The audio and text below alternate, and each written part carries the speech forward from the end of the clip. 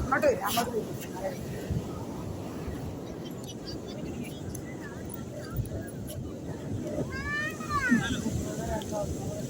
അതെ ഒരെണ്ണം എടുത്തല്ലോ, ഒരെണ്ണം കൂടെ ഒരെണ്ണം കൂടെ.